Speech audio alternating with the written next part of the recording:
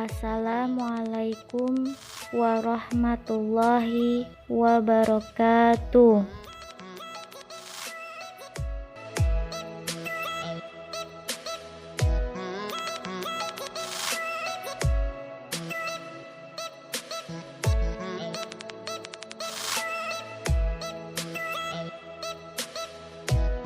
Baiklah, saya akan membahas tentang kerajaan Hindu-Buddha dan Islam di lingkungan daerah setempat dan pengaruhnya pada kehidupan masyarakat masa kini.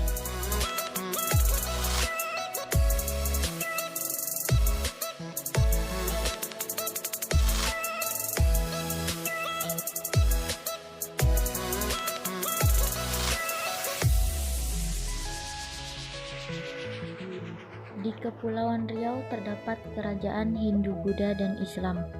A. Kerajaan Hindu-Buddha. Yang pertama, sejarah kerajaan Candi Muara Takus. Mengenal sejarah Candi Muara Takus, Muara Takus merupakan candi peninggalan agama Buddha. Hal ini dapat dilihat dari keberadaan stupa yang merupakan ciri khas candi-candi Buddha. Namun, ada pula yang menyatakan bahwa Candi Kebanggaan Riau ini adalah hasil perpaduan budaya Hindu-Buddha, karena ada bagian candi yang menyerupai mahligai berupa kelamin laki-laki atau lingga dan kelamin perempuan atau yoni. Bangunan utama pada Candi Muara Takus dikenal dengan nama Candi Tuwo. Candi terbesar ini memiliki ukuran 32,8 meter kali 21,8 meter. Bangunan terbuat dari campuran batu, pasir, dan batu bata yang dicetak. Sedangkan bangunan kedua pada kompleks candi ini disebut Candi Mahligai. Candi Mahligai berbentuk bujur sangkar berukuran 10,44 meter kali 10,6 meter. Pada bagian tengahnya terdapat sebuah menara berbentuk mirip yoni dengan tinggi mencapai 14,3 meter. Selain kedua candi besar tersebut, ada dua candi lainnya yang bernama Candi Palangka dan Candi Bungsu. 2. Peninggalan besar dari Kerajaan Sriwijaya. Masyarakat Riau meyakini bahwa Candi Muara Takus adalah salah satu bangunan bersejarah peninggalan Kerajaan Sriwijaya yang fungsinya sangat penting di masa lampau. Konon, candi tersebut pernah menjadi pusat peradaban dan tempat untuk ritual keagamaan. Anggapan tersebut masih sering menimbulkan perdebatan di kalangan para peneliti dan sejarawan. Karena Kerajaan Sriwijaya terletak di Palembang dan jauh dari kawasan Riau. Yang ketiga, letak geografis. Kompleks candi ini berada di Desa Muara Takus, Kecamatan 13, Kabupaten Koto Kampar. Berjarak sekitar 135 km dari Kota Pekanbaru dan sekitar 2,5 km dari pusat Desa Muara Takus, tidak jauh dari pinggir Sungai Kampar kanan. Kompleks Candi Muara Takus dikelilingi tembok berukuran 74 x 74 meter dan di luar area candi terdapat tembok tanah berukuran 1,5 kali 1,5 km yang mengelilingi kompleks ini sampai di pinggir Sungai Kampar kanan.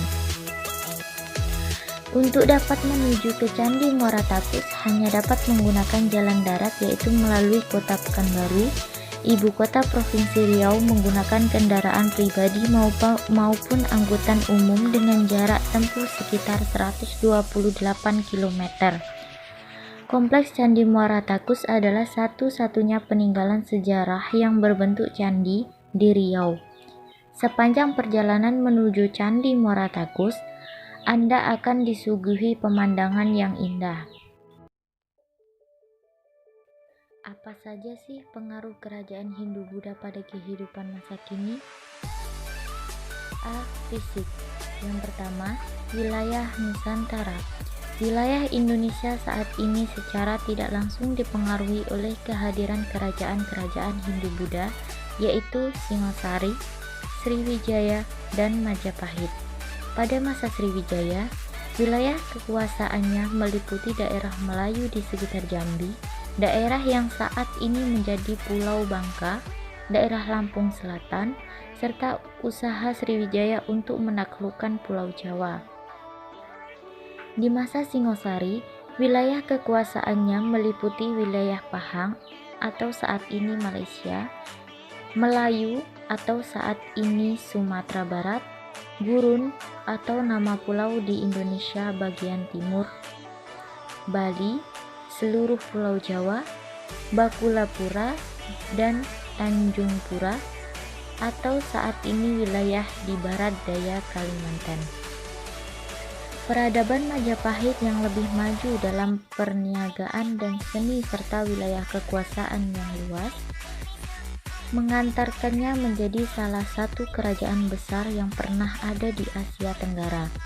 Kerajaan maritim Hindu-Buddha memiliki pengaruh yang luas karena tidak terbatas hanya di daratan saja, sehingga dapat melakukan penjelajahan mengarungi lautan untuk menyebarluaskan pengaruh di bidang politik, ekonomi, dan budaya. Pada akhirnya, wilayah-wilayah kerajaan yang terbentuk pada masa itu membentuk wawasan tentang wilayah Nusantara yang sebagian besar menjadi negara Indonesia. Yang kedua, bidang arsitektur.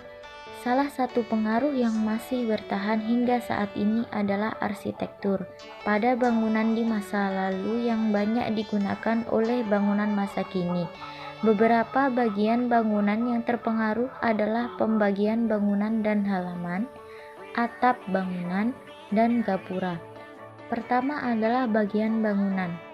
Candi terdiri dari 3 bagian utama yang Burloka atau dunia manusia, Bufarloka atau dunia orang-orang yang tersucikan, dan Svarloka atau dunia para dewa.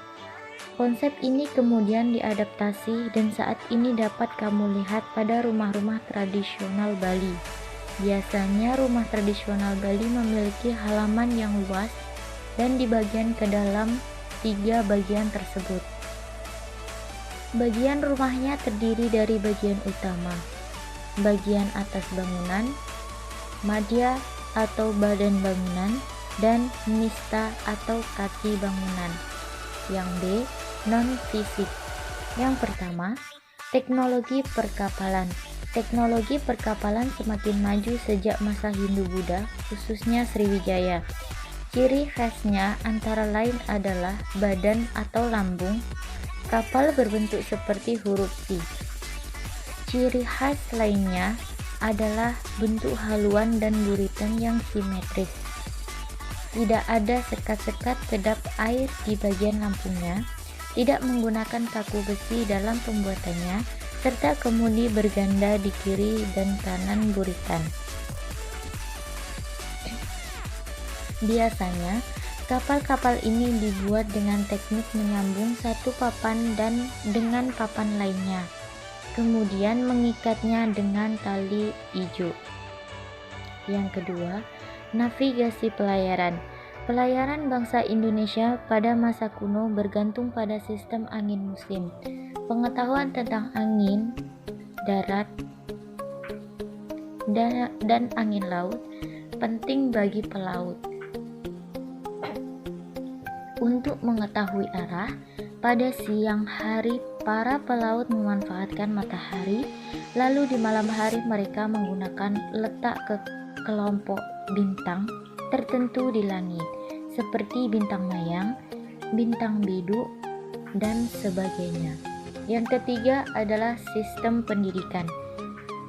Jika saat ini kamu banyak menemukan sekolah yang memiliki asrama, itu adalah salah satu warisan masa klasik. Salah satu kerajaan yang terkenal dengan pendidikan agama Buddhanya dan memiliki asrama adalah Sriwijaya. Saat itu kerajaan memiliki asrama atau mandala sebagai tempat untuk belajar ilmu keagamaan dan ilmu-ilmu lainnya. Asrama biasanya terletak di sekitar kompleks candi dan digunakan oleh para murid. Yang keempat yaitu bahasa dan sistem aksara. Pada masa awal Hindu-Buddha masuk ke Indonesia dari India, bahasa Sanskerta hanya digunakan oleh kaum pendeta. Bahasa lain yang digunakan oleh masyarakat pada masa itu adalah bahasa Pali.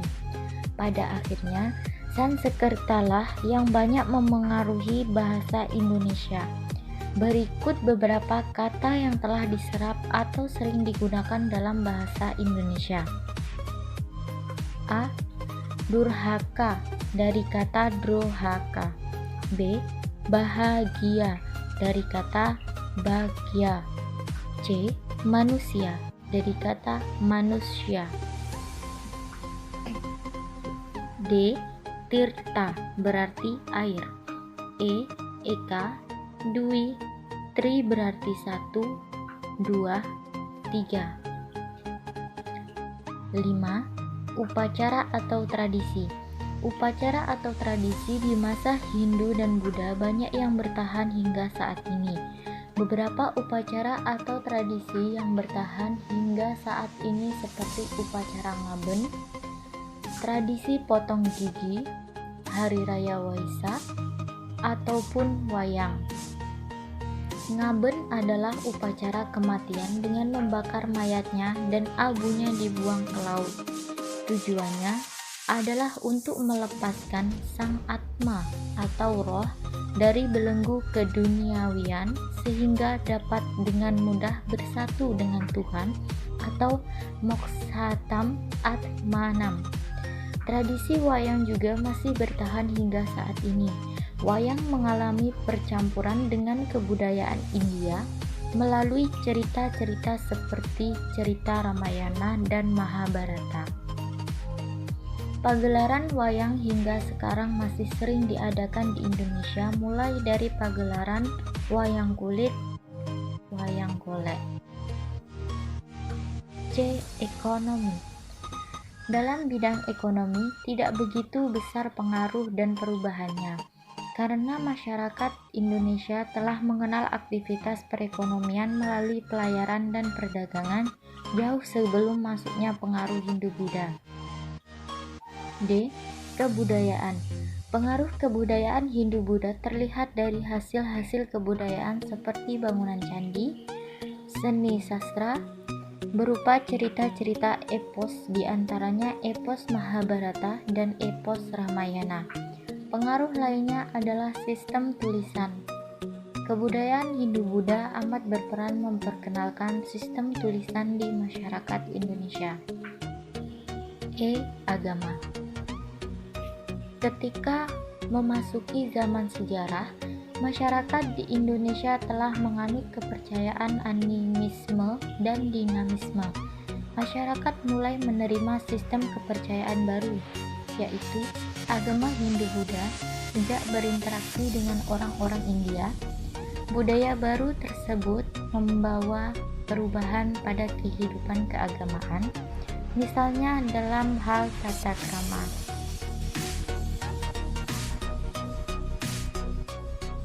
B. Kerajaan Islam. Yang pertama, Kerajaan Siak. A. Sejarah Kerajaan Siak. Kerajaan Islam pertama adalah Kerajaan Siak Sri Indrapura. Kerajaan ini merupakan sebuah kerajaan Melayu yang pernah berdiri di Kabupaten Siak, Provinsi Riau, Indonesia. Siak Sri Indrapura merupakan kerajaan Islam yang didirikan oleh Raja Kecik dari Pagaruyung di Buantan. Raja Kecik memiliki gelar Sultan Abdul Jalil pada tahun 1723 setelah sebelumnya terlibat dalam perebutan tahta Johor. Dalam perkembangannya, di tengah tekanan imperialisme Eropa, Kesultanan Siak muncul menjadi sebuah kekuatan yang diperhitungkan di pesisir timur Sumatera dan semenanjung Malaya. Jangkauan pengaruh kerajaan ini cukup jauh, yakni hingga ke Sambas di Kalimantan Barat. Kerajaan ini juga sekaligus mengendalikan jalur pelayaran antara Sumatera dan Kalimantan. Kerajaan Melayu Siak berkembang dan tumbuh dari zaman berdirinya Kerajaan Gasib yang menganut agama Hindu atau Buddha. Kerajaan Gasib merupakan perpecahan Kerajaan Sriwijaya yang pernah berpusat di Muara Takus pada abad ke-11 sampai 12. Kerajaan Sriwijaya adalah kerajaan yang berkembang dengan pesat dan gemilang pada zamannya. Kerajaan Sriwijaya yang pernah berpusat di Muara Takus runtuh pada awal abad 13, sehingga timbul kerajaan-kerajaan kecil yang masih menganut agama Hindu atau Buddha, seperti di Lubuk Jambi, Keritang, Kandis, Bintan, dan Tumasik. Raja Kecik sebagai pendiri Kerajaan Siak telah meletakkan Islam sebagai agama resmi di Kerajaan Siak. Islam diresmikan semasa beliau dinobatkan sebagai Sultan Siak pertama yang bergelar Sultan Abdul Jalil Rahmat Syekh. Kerajaan Siak adalah keturunan Kerajaan Malaka yang tidak terlepas dari kebudayaan dan keseniannya yang berasal dari Kerajaan Melayu Malaka. Namun terdapat pengaruh unsur-unsur adat dan budaya serta kesenian dari suku-suku yang telah lama mendiami negeri Siak. Selain itu ada juga pengaruh dari budaya dan kesenian dari Cina, Thailand, Arab, Persia, India, serta suku-suku pendatang dari Nusantara Indonesia. Hal tersebut menyebabkan terjadinya akulturasi kebudayaan asli Siak dengan mereka sehingga terbentuk kebudayaan di Kerajaan Siak. B. Letak geografis. Terletak di Kabupaten Siak berjarak kurang lebih 125 km dari Pekanbaru. C. Peninggalan Kerajaan Siak. Masjid Raya Pekanbaru merupakan masjid tertua di Pekanbaru yang dibangun pada abad ke-18, tepatnya tahun 1762. Masjid yang terletak di Jalan Senapelan, Kepulauan Bandar, Kecamatan Senapelan, Kota Pekanbaru, Provinsi Riau ini memiliki arsitektur tradisional. Di masa Sultan Abdul Jalil Alamuddin Syekh sebagai Sultan Siak keempat, masjid ini merupakan bukti kerajaan Siak pernah bertahta di Pekanbaru. Lalu tahta itu diteruskan pada masa Sultan Muhammad Ali Abdul Jalil Muazzam Syekh sebagai Sultan Siak kelima. Sejarah berdirinya masjid ini dikisahkan ketika di masa kekuasaan Sultan Abdul Jalil Alamuddin Syekh memindahkan dan menjadikan Pekanbaru sebagai pusat kerajaan Siak. Pemindahan pusat kerajaan yang diikuti dengan pembangunan istana raja, balai kerapatan adat, dan masjid adalah adat dari Raja Melayu saat itu. Ketiga unsur tersebut wajib dibangun sebagai representasi dari unsur pemerintah, adat, dan ulama yang biasa disebut tali berpilin tiga.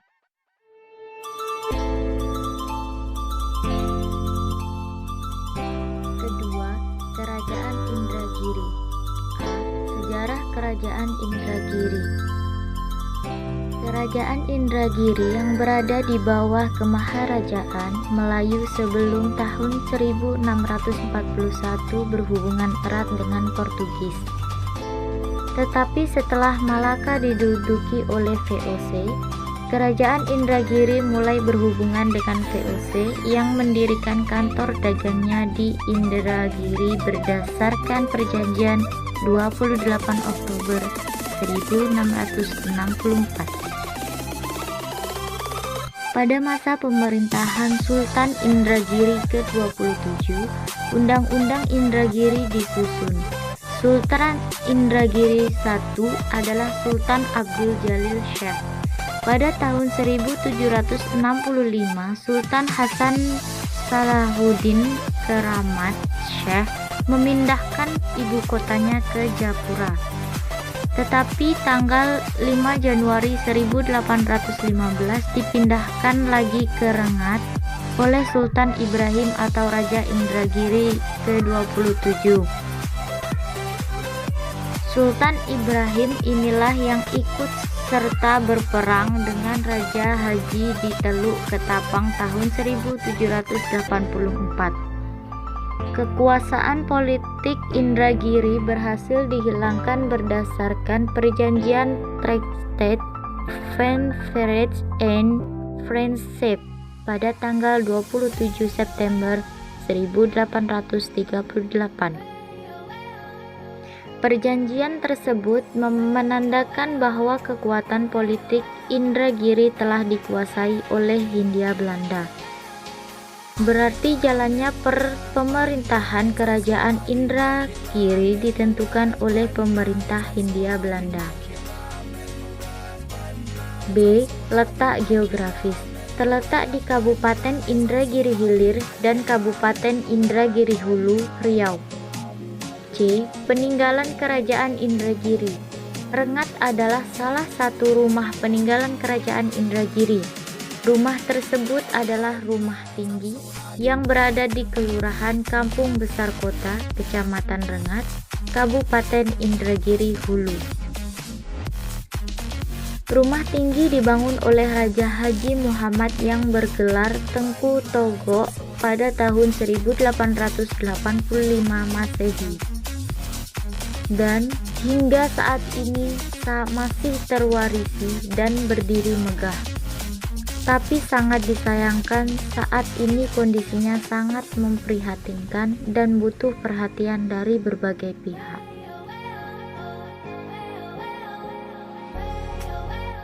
Ketiga, Kerajaan Kampar.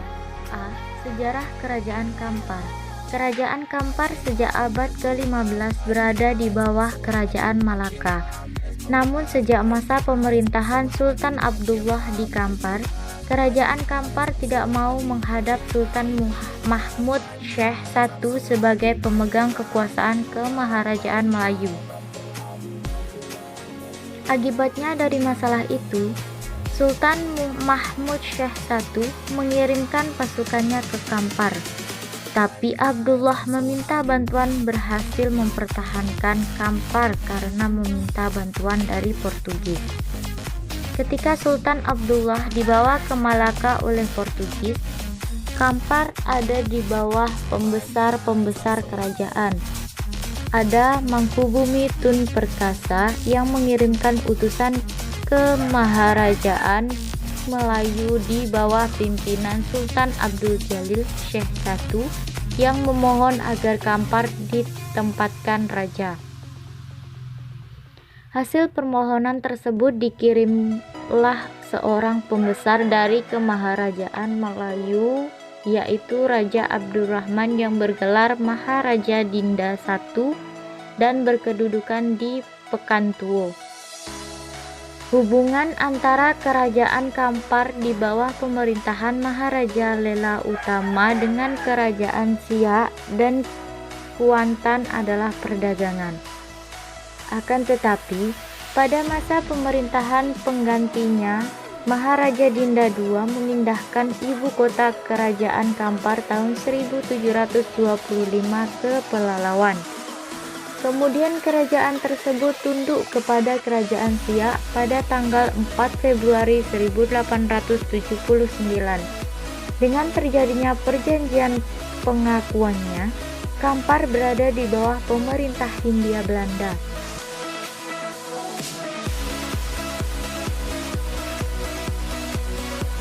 B. Letak geografis. Terletak di Kabupaten Pelalawan, Provinsi Riau. C. Peninggalan Kerajaan Kampar. Banyak bukti peninggalan sejarah yang menggambarkan kebesaran Kerajaan Kampar. Salah satunya adalah Masjid Kubro yang terdapat di desa Kota Perambahan, Kecamatan Kampar Timur ini. Masjid ini dibangun pada masa Sultan Mahmud Raja dari Malaka, di mana sekitar abad ke-15 Kerajaan Malaka diserang oleh Portugis. Raja Malaka beserta pengikutnya melarikan diri, hingga akhirnya ia menetap dan tinggal di Kampar, serta membentuk kerajaan baru yang disebut Kerajaan Kampar.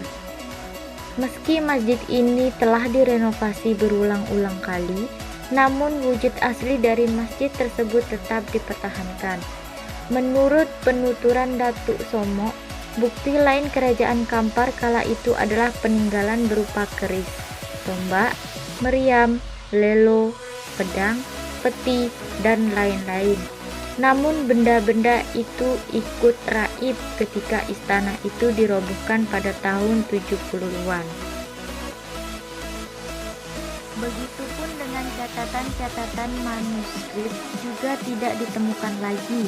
Satu-satunya yang tersisa dan disimpan dengan baik yaitu cap atau stempel sultan yang dipegang turun-temurun oleh pemangku dan disimpan di rumah Siampu atau rumah suku. Ada 13 sultan yang pernah memimpin.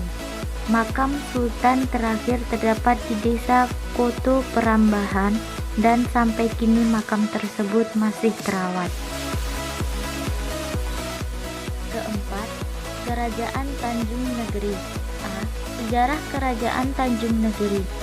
Pada masa pemerintahan Maharaja Lela Utama, ibu kota kerajaan dipindahkan ke Sungai Nilo. Kerajaan ini dinamakan Kerajaan Tanjung Negeri. Maharaja Lela Utama digantikan oleh putranya, Maharaja Wangsa Jaya setelah mangkat dari tahun 1686 sampai 1691 Masehi.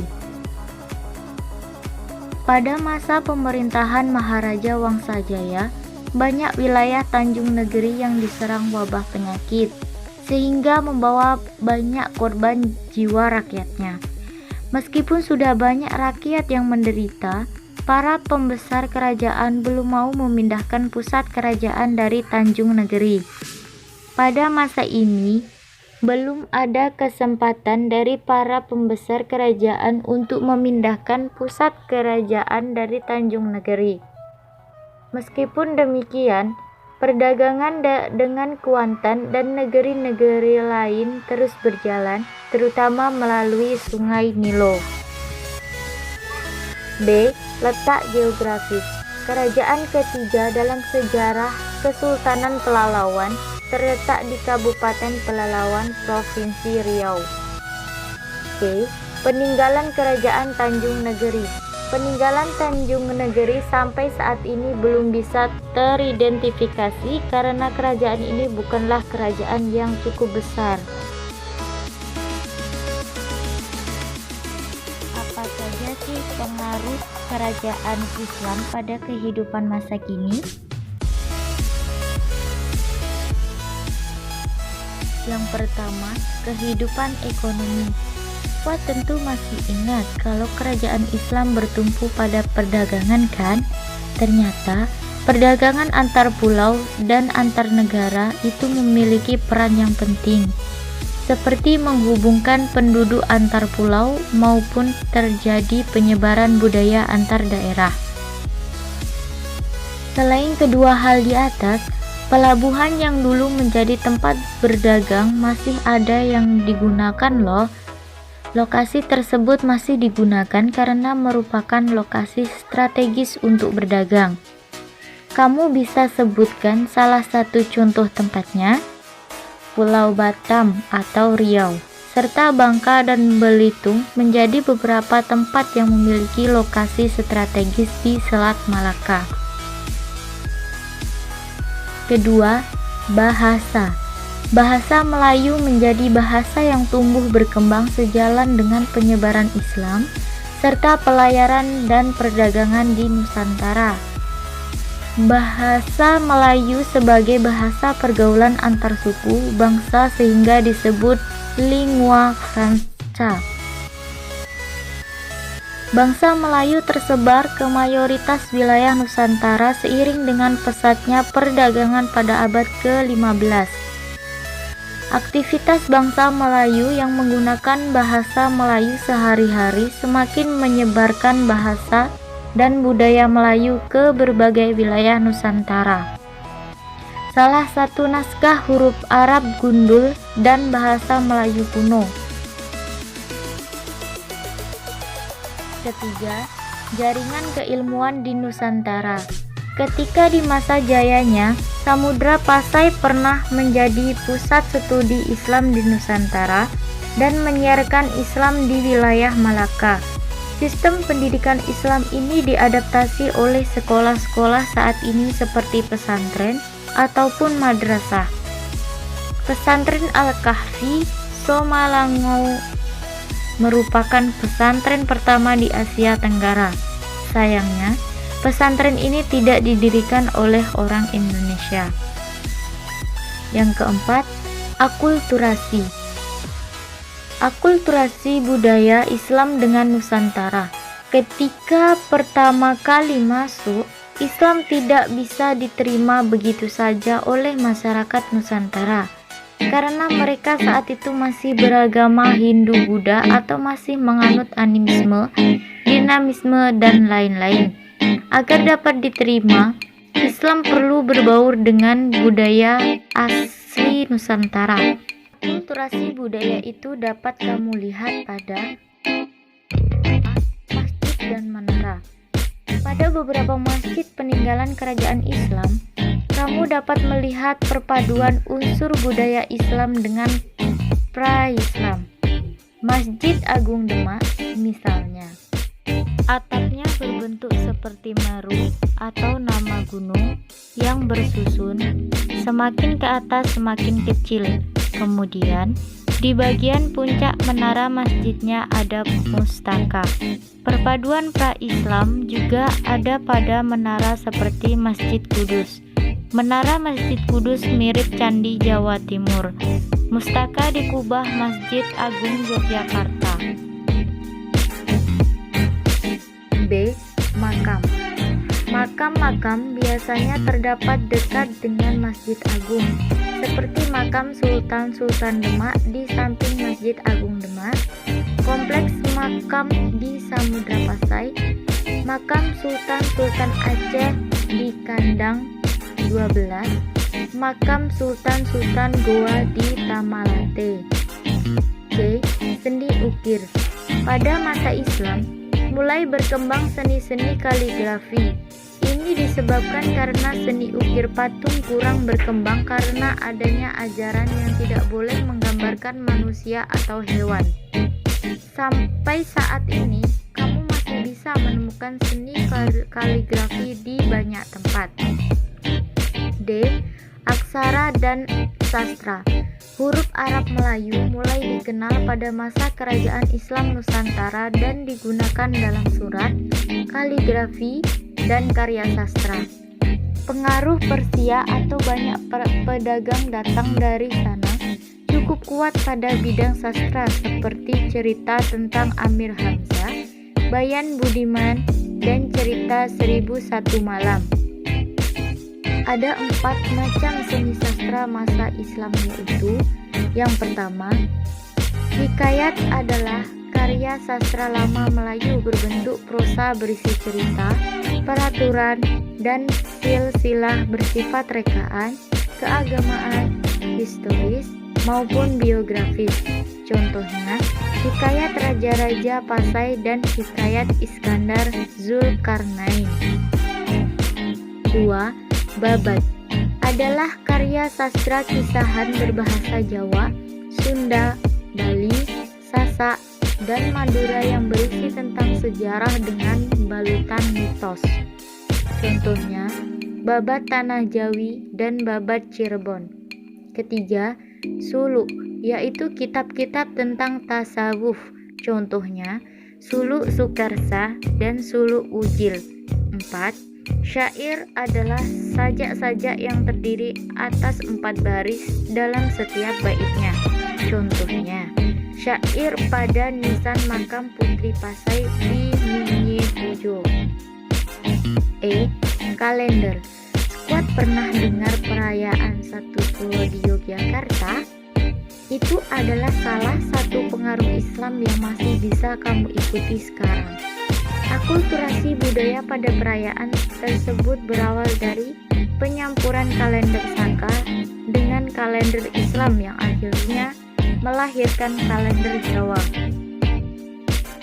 Dalam kalender Saka ada nama hari seperti Legi, Pahing, Pon, Wage, dan Kliwon. Sedangkan dalam kalender Islam ada nama bulan Muharram, Safar, Rabiul Awal, Rajab, Sya'ban, Ramadan, dan Syawal. Selain itu, nama-nama harinya adalah Ahad, Isnin, Tsulatsa, Arba'ah, Khamis, Jumu'ah, dan Sabtu. Perpaduan keduanya melahirkan kalender Jawa yang memiliki nama bulan Suro, Safar, Mulud, Rajab, Ruwah, Pasa, dan Sawal. Selain itu, nama-nama harinya menjadi seperti Legi, Pahing, Pon, Wage, dan Kliwon. Perayaan malam 1 Suro selalu diadakan setiap tanggal 1 di bulan Muharram.